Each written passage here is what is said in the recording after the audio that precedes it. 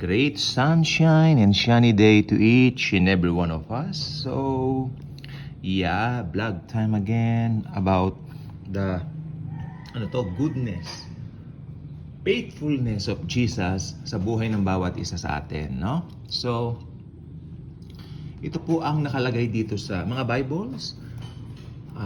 Please, no? 1 John chapter 5 verses 4 to 5. Meron po tayong dalawang napakahalagang mga verses. Ulitin ko, 1 John chapter 4 verses 4 to 5. Yan. For whoever is born of God overcomes the world. Our faith. For whoever is born of God overcomes the world. Our faith. Who is he who overcomes the world?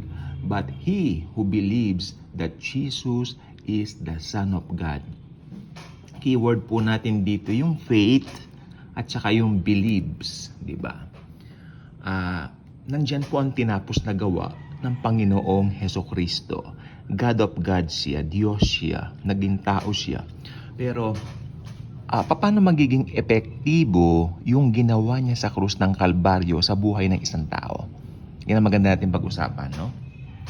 Yes, nandyan na po siya kasi meron pong tinatawag na practice ngayon or aral na universalism. Hindi po totoo yun.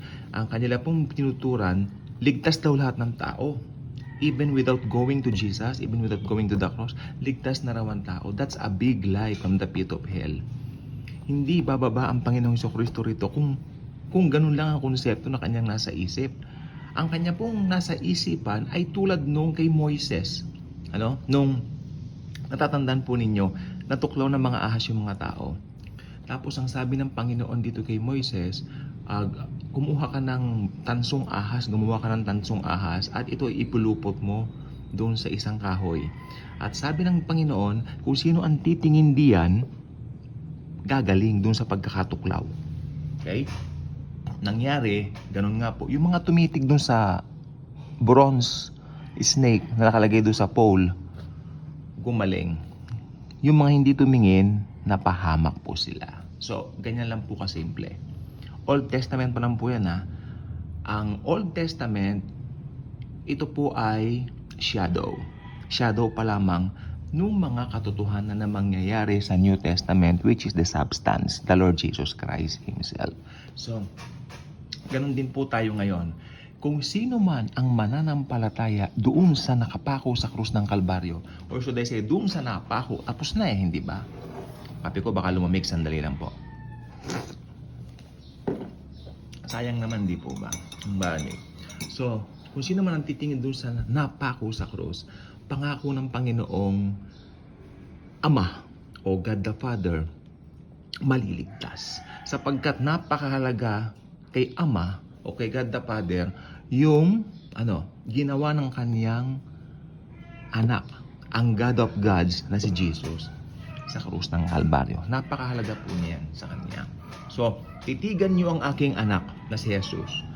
Lahat kayo maliligtas. Saan? Sa pagkakatuklaw ng ahas? Kasi ang ahas po, pag tinuklaw ka niyan, may venom siya. May venom yan. At hindi po magandang magiging epekto sa tao. Mabilis pong papanik yung venom, ikamamatay ng isang tao. Mas mahigpit po roon o mas matindi roon ang kasalanan. Akalain nyo, pinanganak pa lang ang tao, may kasalanan na. Yung venom of sin is the greatest and most dangerous venom of all. Dahil ikapupunta mo yan sa impyerno. Akalain mo, you will spend all of your eternity in hell together with the false prophet, the Antichrist, and Satan himself. At together with all those unbelievers na nag-reject kay Jesus since the beginning of time. So, napakahalaga po na alam natin kung paano maligtas. Paano ba maligtas ang tao? Ito na po siya. Sino man ang mananampalataya sa kanya, magkakaroon ng buhay walang hanggan. Ang keyword natin, believe. Believe. Believe. Hindi mo kailangan ng cheche bureche kung ano nung gagawin na kung ano nung seremonya. No, believe. Look unto Jesus. Actually, yung looking unto Jesus, that's it. Nakalagay sa Book of Hebrews. That's believing, oh, He died for me. Di ba lahat ng kasalanan ko kinuha niya na? So, lahat po ng yan, napaka-detalyado sa mind ng Panginoon bago pa siya maging tao. Alam niya ang maniniwala sa Kanya, surely, magkakaroon ng buhay na walang hanggan. So, it's up to you. Nandyan na po ang Bible.